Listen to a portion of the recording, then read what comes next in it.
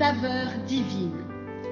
Cette bonne nouvelle du royaume sera prêchée dans le monde entier pour servir de témoignage à toutes les nations. Alors viendra la fin. Ce pain céleste vous est présenté par Immaculée Niraneza. Bienvenue très chers amis à l'écoute de l'émission Saveur divine. Que la paix de notre Seigneur soit avec vous partout où vous vous trouvez. Je vous salue au nom de Jésus-Christ. Soyez bénis abondamment en écoutant cette émission. J'espère que tout ce mois d'octobre qui a commencé, j'espère qu'il se déroule bien pour vous. Alors, je vous souhaite vraiment tout le bonheur que nous puisons dans la parole de Dieu.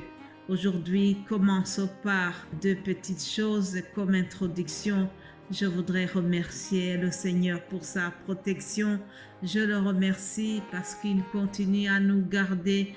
Voilà, chers amis, c'est déjà le mois d'octobre. Nous nous dirigeons vers la fin de cette année 2023.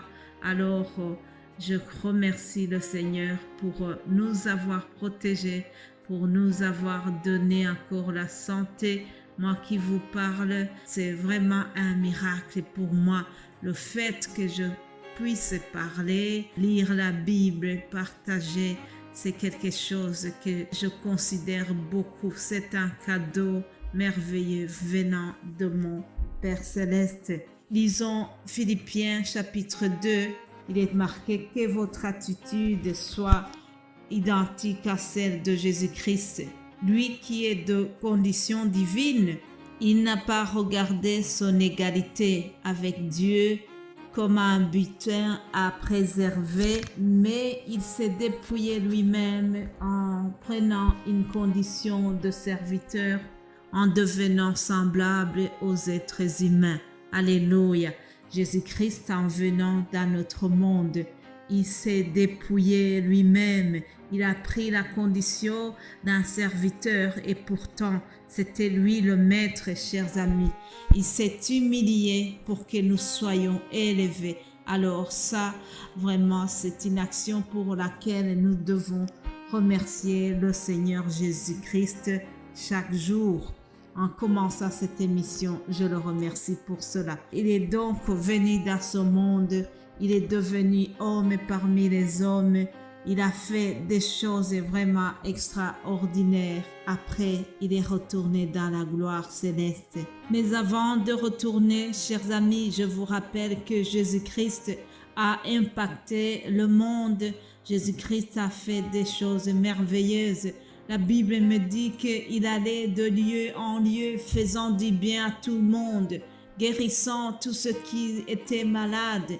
Alors, la bonne nouvelle que j'ai aujourd'hui, c'est que l'onction de guérison qui coulait en Jésus pour guérir les autres, cette onction est disponible encore aujourd'hui. Alléluia, cette onction est encore valable. Alors, je bénis Dieu parce que les malades sont guéris au nom de Jésus-Christ. Le Saint-Esprit nous utilise puissamment. Alors je prie que toi qui m'écoutes, si tu es malade, vraiment que tu sois guéri au nom de Jésus-Christ. Ça, c'était une introduction, chers amis. Alors je vais continuer en traitant le thème de cette semaine. Rappelez-vous, hier, je vous ai dit que nous verrons les recommandations que Jésus-Christ a laissées à ceux qui l'attendent. Vous savez, tous les chrétiens ne sont pas dans la catégorie de ceux qui attendent Jésus-Christ. Oui, il y en a qui se nomment chrétiens, mais qui n'attendent pas nécessairement le retour de Jésus-Christ.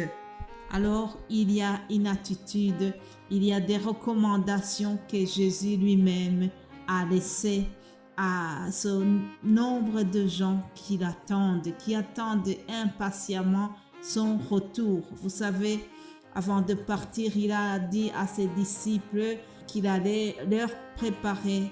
Il est parti nous préparer une place, afin que là où il vit, nous y soyons aussi. Alors rapidement, voyons quelques recommandations. La première se trouve dans Matthieu 24 au verset 4.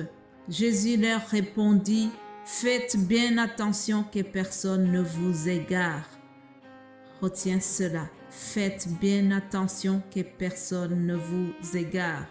C'est notre recommandation. Jésus nous demande de faire attention. Pourquoi est-ce que Jésus leur a dit cela? Ils étaient en train de parler. Jésus parlait avec ses disciples. Il venait de leur parler de la future destruction de Jérusalem. Il leur a dit, voyez tout cela, je vous le dis en vérité, il ne restera pas ici pierre sur pierre. Tout sera détruit. Alors, les disciples sont allés lui poser une question discrètement.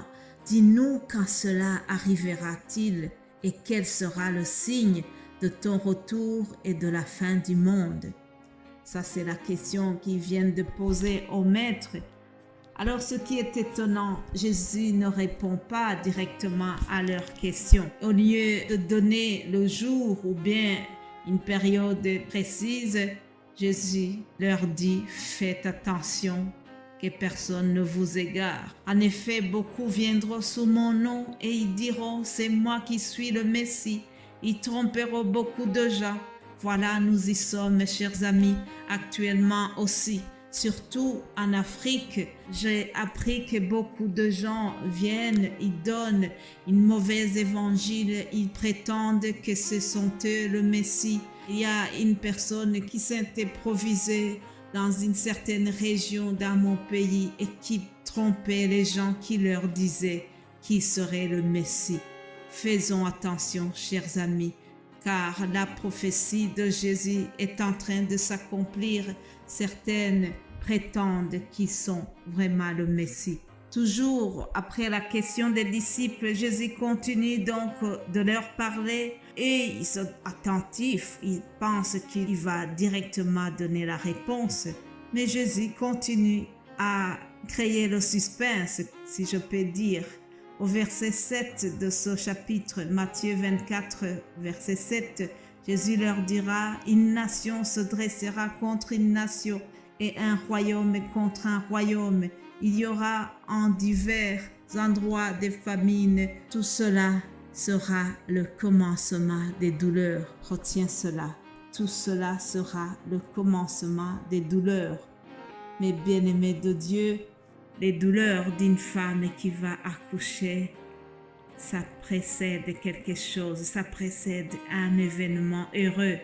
Lorsque une maman commence à avoir les douleurs quand le travail se déclenche, même si ça fait très mal, mais quelque part elle se réjouit parce que elle est heureuse, elle se dit que bientôt, elle verra ce bébé qu'elle a attendu pendant 9 mois. Bientôt, le cri du bébé va s'entendre. Alors, les douleurs de la femme enceinte précèdent cet heureux événement et Jésus-Christ compare cela à son retour. Il y a des douleurs que nous voyons aujourd'hui, ces guerres. Nous voyons des guerres ici et là, chers amis.